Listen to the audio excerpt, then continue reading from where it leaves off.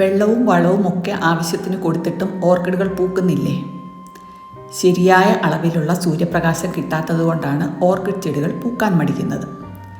ഭാഗികമായ തണലാണ് ഓർക്കിഡുകൾക്ക് ആവശ്യം എന്ന് പൊതുവെ പറയുമെങ്കിലും ഓരോ ഇനം ഓർക്കിഡിനും ആവശ്യമായ സൂര്യപ്രകാശത്തിൻ്റെ തീക്ഷ്ണതയിൽ വ്യത്യാസമുണ്ട്. ഇത് മനസ്സിലാക്കി ഓരോ ഇനത്തിന് അനുയോജ്യമായ സൂര്യപ്രകാശത്തിനനുസരിച്ച് ചെടികളുടെ സ്ഥാനം ക്രമീകരിച്ചാൽ ഓർക്കിഡുകൾ ഉറപ്പായും പൂവിടും.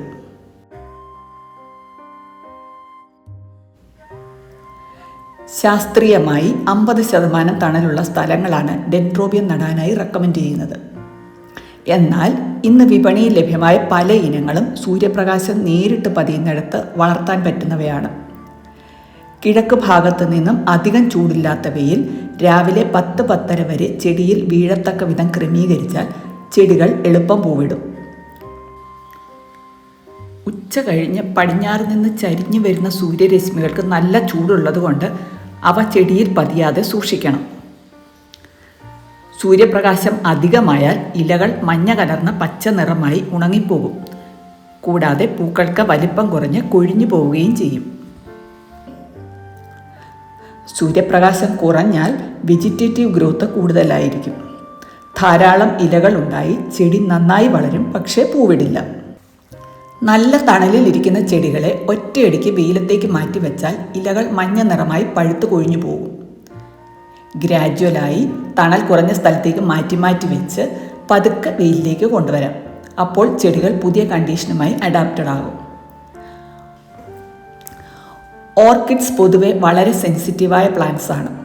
നമ്മൾ നടാനായി തൈകൾ വാങ്ങുമ്പോൾ ചൂടും പ്രകാശവും അന്തരീക്ഷ ഈർപ്പവും ഒക്കെ ക്രമീകരിച്ച സുഖകരമായ കണ്ടീഷനിൽ അതുവരെ ഇരുന്ന ചെടികളെയാണ് മറ്റൊരു അന്തരീക്ഷത്തിലേക്ക് കൊണ്ടുവരുന്നത്. വാങ്ങിക്കൊണ്ട് വന്ന ഉടൻ ചെടികൾ നടാൻ ശ്രമിക്കരുത്. നല്ല തണലിൽ 3-4 ദിവസം വെള്ളം സ്പ്രേ ചെയ്ത് വെച്ച് നമ്മുടെ കാലാവസ്ഥയുമായി ഇണങ്ങാൻ അവസരം കൊടുക്കണം. ഇതിന് അക്ലൈമറ്റൈസേഷൻ എന്നാണ് പറയുന്നത്. അതിനുശേഷം പുതിയ പോട്ടിംഗ് മീഡിയത്തിൽ നട്ട് വീണ്ടും നല്ല തണലിൽ കുറച്ച് ദിവസം കൂടി വയ്ക്കണം. പിന്നീട് പതുക്കെ പ്രകാശം കൂടിയ സ്ഥലത്തേക്ക് മാറ്റി ചെടി എവിടെയാണോ വയ്ക്കാൻ ഉദ്ദേശിക്കുന്നത് അവിടെ വയ്ക്കാം. ഡെൻഡ്രോബിയം ഒരു സ്ഥലത്ത് നിന്നും മറ്റൊരു സ്ഥലത്തേക്ക് മാറ്റുമ്പോഴോ ചുവട്ടിൽ നിന്നും ചെടികൾ ഇടയ്ക്ക് മാറ്റുമ്പോഴോ പിന്നീട് കുറേ നാളത്തേക്ക് ഒരു വളർച്ചയും ഇല്ലാതെ നിൽക്കും. മാറ്റങ്ങൾ ഒട്ടും ഇഷ്ടപ്പെടാത്ത ഒരു ചെടിയാണ് ഡെൻഡ്രോബിയം. എൻ്റെ ഡെൻഡ്രോബിയംസ് എല്ലാം രാവിലെ മുതൽ വൈകിട്ട് 3 മണി വരെ നേരിട്ട് വെയിൽ കിട്ടുന്ന സ്ഥലത്താണ് വെച്ചിരിക്കുന്നത്. വീഡിയോ ശ്രദ്ധിച്ചാൽ അറിയാം, ചെടികളിലൊന്നും അമിതമായ വെജിറ്റേറ്റീവ് ഗ്രോത്ത് ഇല്ല. സ്പൈക്ക് വന്നു കഴിയുമ്പോൾ പൂ വിരിഞ്ഞു തുടങ്ങുന്നതിന് മുമ്പ് തന്നെ മഴയും വെയിലും പൂക്കളിൽ ഏൽക്കാത്ത വിധത്തിൽ ചെടികൾ മാറ്റിവെക്കും. അപ്പോൾ പൂക്കൾ വാടാതെ കുറച്ചേറെ നാൾ നിൽക്കും. കേരളത്തിലെ ഇപ്പോഴത്തെ കാലാവസ്ഥയിൽ പകൽ സമയം ചൂട് നന്നായി കൂടുമ്പോൾ ഇലകൾ മഞ്ഞ കലർന്ന പച്ച നിറമായി തുടങ്ങും. ആ സമയത്ത് തുറസായ സ്ഥലത്തിരിക്കുന്ന ചെടികളെ തണൽ മരങ്ങളുടെ അടിയിലേക്ക് ഞാൻ മാറ്റിവെക്കാറുണ്ട്.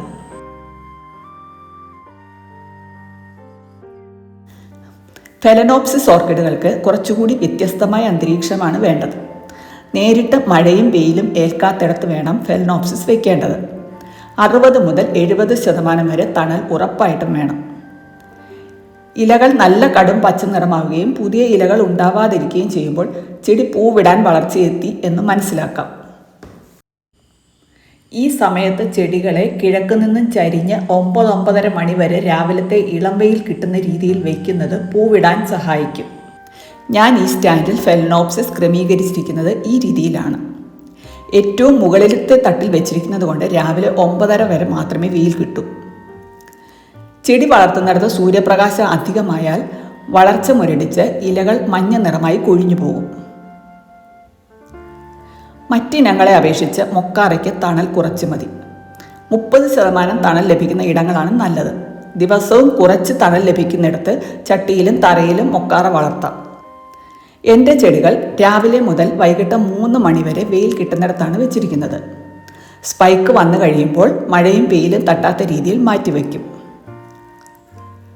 ബാസ്ക്കറ്റ് പ്ലാന്റുകൾക്ക് 50% തണലും വേരുകളുള്ള ഭാഗത്ത് നല്ല ഈർപ്പാവസ്ഥ ആവശ്യമാണ്.